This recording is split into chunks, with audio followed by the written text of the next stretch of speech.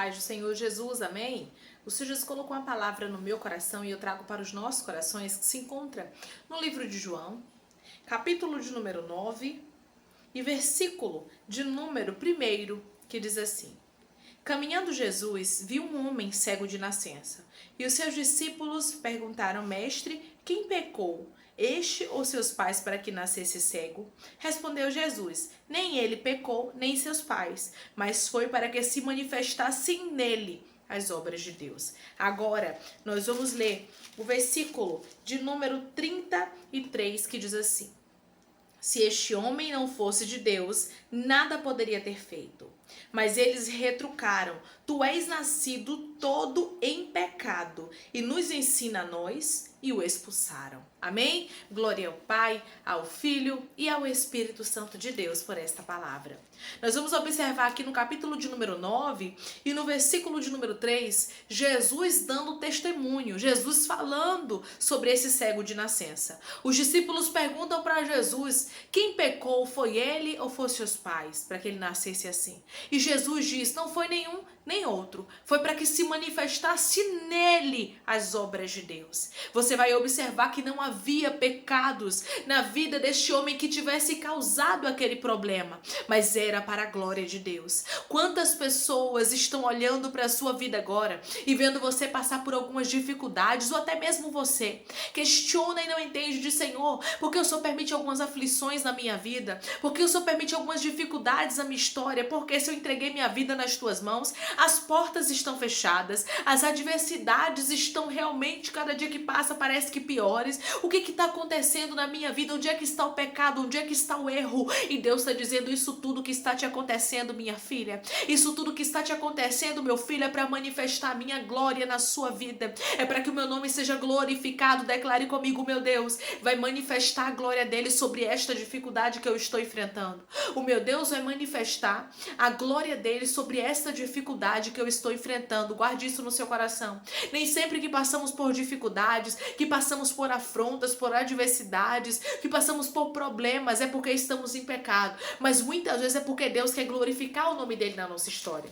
Mas sempre vai ter pessoas que não vão entender nada de milagre, pessoas que só saberão criticar. Assim aconteceu com os fariseus. Os fariseus começaram a criticar e a se incomodar, porque aquilo havia acontecido com aquele homem, porque Jesus havia feito milagre. Quantas pessoas estão incomodadas com aquilo que Jesus tem feito na sua vida? Quantas pessoas estão incomodadas com aquilo que Jesus tem feito na sua história? E por isso tem se levantado para falar aquilo que não sabe, tem se levantado com palavras para tentar te ferir. Mas os céus está dizendo: não olhe para as críticas das pessoas que querem te parar, te machucar com palavras. Existem pessoas que querem machucar você com palavras, para que você desista, para que você pare, para que você retroceda. Você vai observar que logo que esse homem foi curado, os fariseus se levantam, ficam furiosos, eles ficam tentando entender aquele milagre.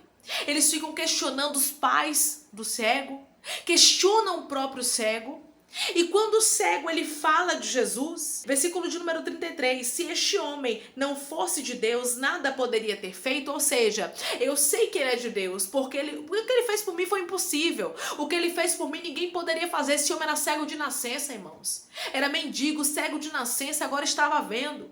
Então ele diz aqui, se ele não fosse de Deus, nada poderia ter feito. Então quando esse homem ele começa a dar testemunho de Jesus e a se opor contra os fariseus, porque dar testemunho de Jesus e de dizer que Jesus era de Deus, era verdadeiramente se opor aos fariseus, era verdadeiramente se opor àqueles que odiavam a Jesus. Pois é. Aí você vai ver no versículo de número 34, logo os fariseus retrucam, mas eles retrucaram: tu és nascido todo em pecado e nos ensina a nós, e o expulsaram. Olha como eles falam diferente desse homem. Olha como eles mencionam esse homem diferente: tu é nascido todo em pecado. Enquanto Jesus havia dito: nem ele pecou e nem seus pais pecou. Olha a diferença entre Jesus e os homens.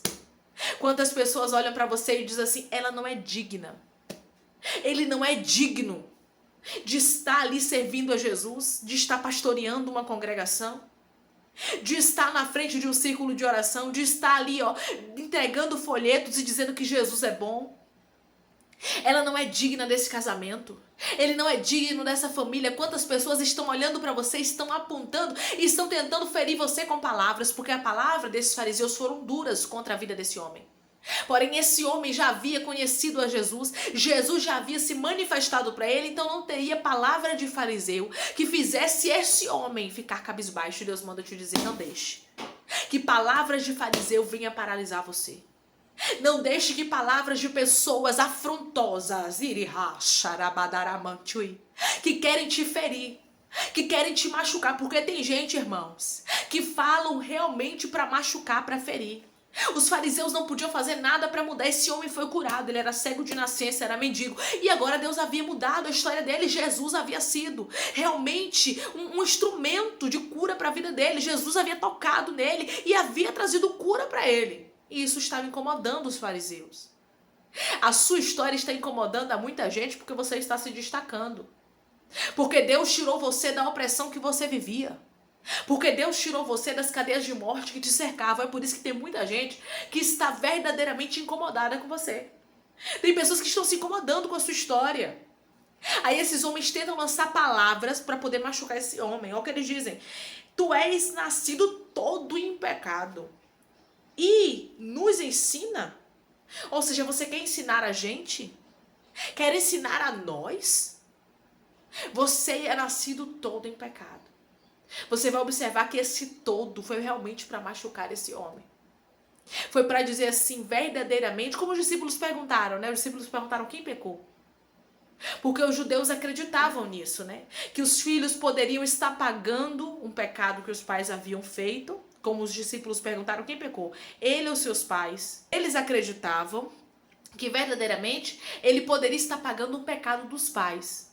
Ou até mesmo que ele poderia estar pagando algo que ele havia feito antes de nascer. Porque os judeus acreditavam nisso. Eles acreditavam em um pecado pré-natal, antes de nascer, sabe? Antes da criança nascer, eles pensavam que no ventre ainda a criança poderia ter pecado. E aquela cegueira, aquela enfermidade poderia ter sido consequência do pecado. Mas isso não acontecia. Isso não é uma realidade. O próprio Jesus deixa claro. Não foi ele nem foi os seus pais. Mas foi para que o nome de Deus, né, fosse glorificado na vida dele. Foi para que ele vivesse milagre. Mas muitas vezes, irmãos, os seres humanos, eles fazem como os fariseus. Eles apontam para nós e dizem, tu, quem era você, pecadora? Quem era você, pecador, agora quer ser o santo? Não é assim? Quantos olham para você e dizem, eu não acredito na sua mudança, e problema de quem não acredita? Você que tem que ter a convicção da sua mudança. Você que tem que ter a certeza do Jesus que falou com você. Foi isso que esse homem disse. Se esse homem não fosse de Deus, não poderia ter feito milagre.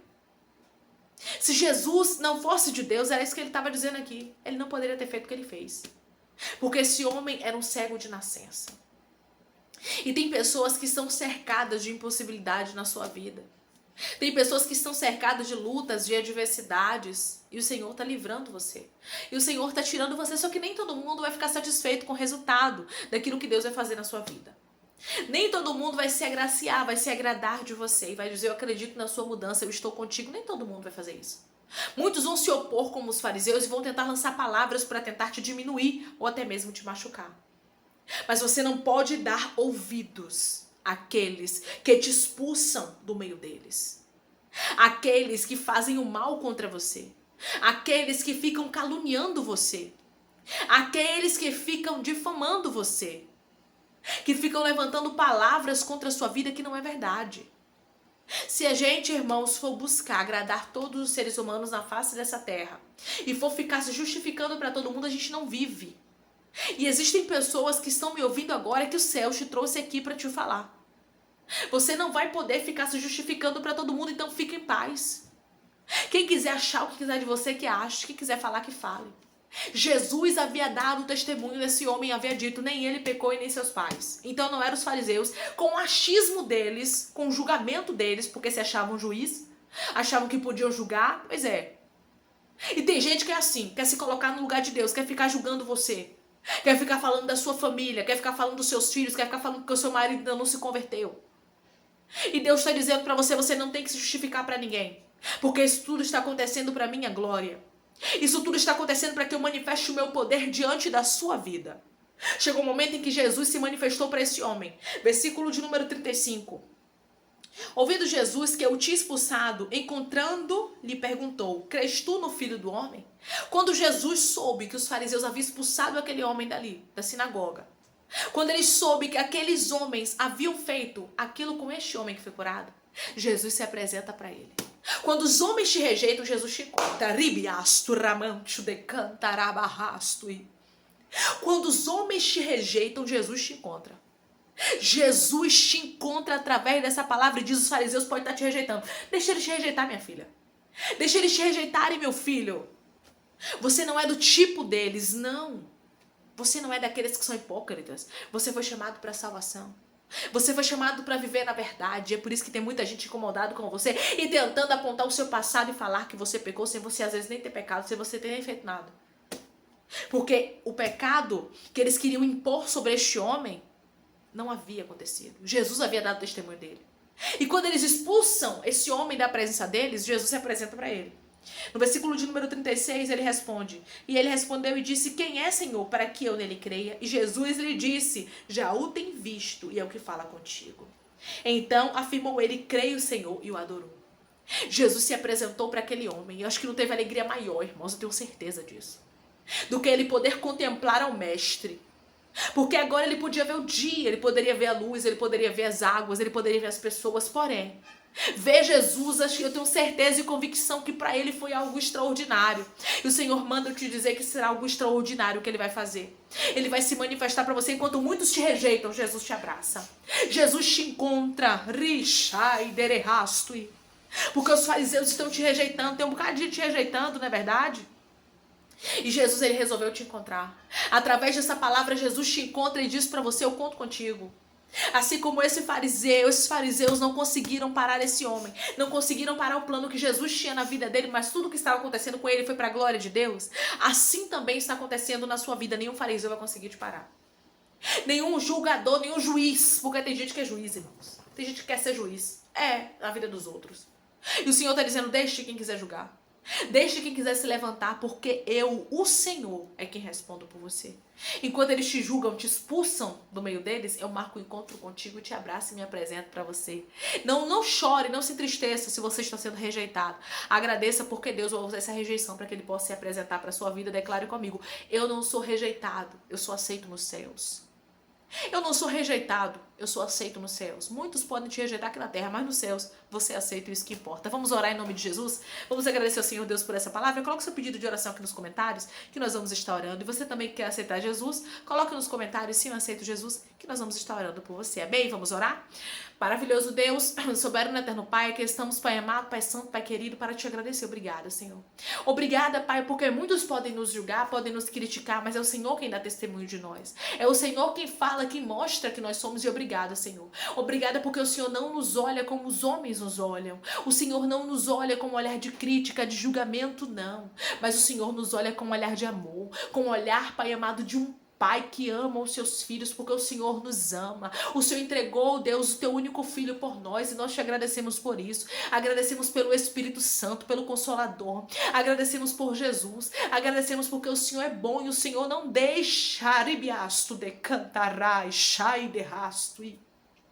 que a nossa vida, meu Pai, venha ser alvo de julgamento por muito tempo, mas o Senhor cala muitos daqueles que estão falando, muitos daqueles que estão apontando, que estão falando aquilo que não sabe. Quantas pessoas estão se levantando para falar aquilo que não sabe, estão julgando, estão criticando, estão machucando, Pai, a nossa vida, tentando com palavras nos paralisar. Mas o Senhor é Deus que toma as batalhas nossas nas tuas mãos. Obrigada por nos escolher, obrigada por não nos olhar como os homens, obrigada porque tu és bom e tu és fiel, Senhor. Oh Pai, vai curando o teu povo, vai libertando, vai restaurando, vai restituindo, vai abrindo porta de emprego, vai fechando a sepultura, vai desfazendo todo o laço, todo embaraço, toda seta, toda retaliação, todo dado inflamado, toda obra contrária contra a vida do teu povo. Que haja milagre, que haja cura, que haja restauração de casamento, de família, que haja, Pai amado, também provisão na vida financeira, que haja também conserto na vida sentimental, que o Senhor visite a todas as áreas que necessitam da tua visita. Pai, obrigada por esta palavra, obrigada por continuar e permanecer conosco conosco, continua, Senhor, conosco,